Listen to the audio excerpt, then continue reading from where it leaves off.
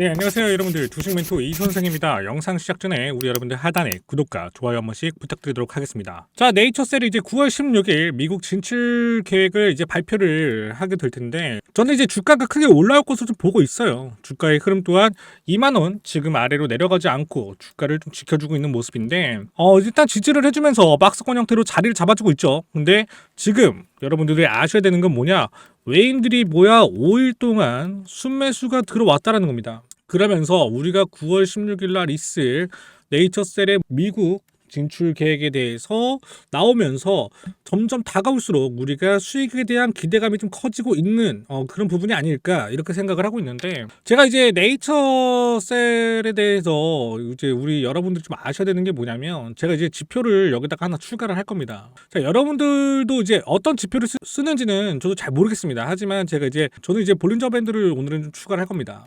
그래서 볼린저 밴드를 추가하게 되면 실질적으로 지금 중심선과 상한선 그리고 하한선이 이렇게 보이는데, 지금 볼린저 밴드 선만 봤을 때 지금 뭐 하고 있어요? 교차가 되는 시점이 오고 있다라는 거예요. 그러면서 지금 수축하고 있고, 중심선 위로 캔들이 만약에 자리를 잡는다라고 하면요, 지금 이 부분에서 지금 자리를 좀 잡아줬거든요. 그리고 그렇기 때문에 이렇게 잡게 되면은 분명하게 상승 추세의 신호이기 때문에 단기 반등 시그널이 오는 그런 시점이 아닐까 이렇게 볼 수 있다는 겁니다. 그리고 이동평균선이 21선 위로 우리가 주가가 안착하게 되면 박스권 형태로 흐름을 나아간다라고 했을 때 상승 흐름이 나올 수 있는 그런 부분이다 이렇게 말씀드릴 수 있는데, 만약에 우리가 21선에서 자리를 잡지 못하고 주가가 캔들이 아래로 잡았을 때는요, 이거는 하락 추세선을 가리키는 거기 때문에 일시적인 하락을 좀 보일 수도 있겠다 이렇게 좀 말씀드릴 수 있는데, 현 시점으로만 본다고 하면요, 지금 외인들의 매수 동향은 굉장히 긍정적이에요. 그래서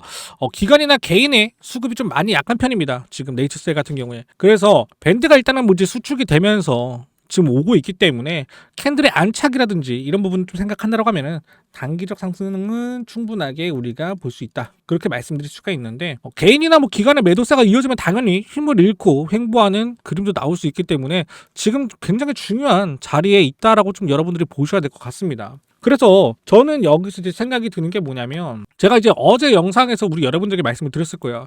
우리 네이처셀은 차트가 그렇게 중요한 종목은 아니다. 제가 말씀드렸잖아요.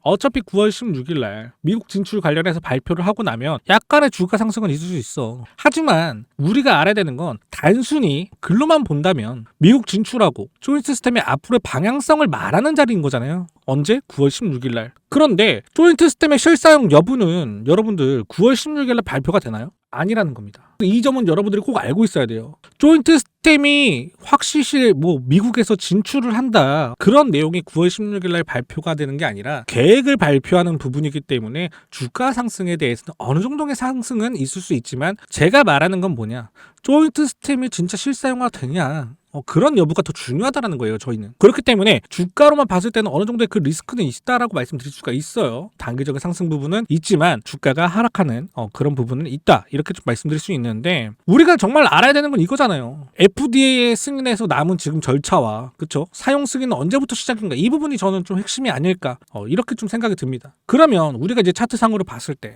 지금 이제 9월 16일 단기적으로 좀 봤을 때 우리가 주가가 어디까지 올라올 것 같냐, 저는 딱 이 부분이라고 생각을 합니다. 충분히 이 부분에서 매물대가 올라왔고 여기서 한번 털어내고 자리를 다시 잡아줬지만, 여기 아직 남아있는 매물들이 분명히 있을 겁니다. 그래서 그 전에도 분명하게 매물대가 있기 때문에 우리가 봐야 될 때는 충분하게 위에 구간에 있는 27,500원 구간에 있는 물량들을 소화해주는 구간이 분명히 이 구간인데, 여기를 뚫어줘야지만 우리가 올라갈 수 있습니다. 더 올라갈 수 있다는 거야. 하지만 못 들어줄 흐름이 오히려 나올 수도 있다는 거야. 제가 아까 말씀드렸죠. 개인과 기관이 팔자로 나오는 순간 주가는 힘을 잃어버립니다. 올라가는 힘의 탄력을 잃어버리고 다시 이 부분에서 자리를 만들어주겠죠. 그렇기 때문에 이런 리스크는 여러분들에게 존재한다 이렇게 좀 말씀드릴 수 있다는 겁니다. 자, 여러분들도 한 번씩 생각을 해보세요. 조인트 시스템이 우리 여러분들 좋은 약이고 재료 있고 다 알아. 하지만 9월 16일 날 우리가 발표되는 내용이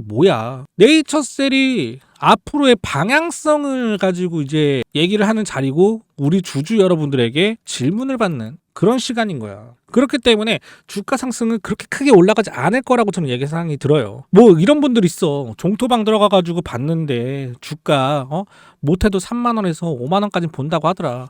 아니 발표만 하는데 무슨 3만 원, 5만 원까지 본다 이 말 하는 겁니까? 전 이해가 안 돼요. 제가 봤을 때는 너무 애매하다 이거예요. 발표만 한다고 해서 주가가 상승하냐? 그게 애매하다라는 겁니다. 그래서 제가 우리 네이처셀 영상에서 제가 계속 언급을 해드렸던 게 뭐야? 네이처셀 이 종목은 주가, 차트 이거 볼 필요 없다라고 했잖아. 어차피 우리가 봐야 되는 건 뭐야? 조인트 스템이 미국에서 진출을 해서 거기서 FDA 다 승인 나고 국내에서 어차피 뭐야? 알테오젠처럼 승인 나는 게 지금 목적인 거잖아. 네이처셀은. 그러니까 그 부분을 보고 우리는 그 재료를 보고 가야 된다라는 겁니다. 주가 차트? 내가 단기로 보는 사람이라고 하면은 내가 주가 차트 보라고 하겠습니다.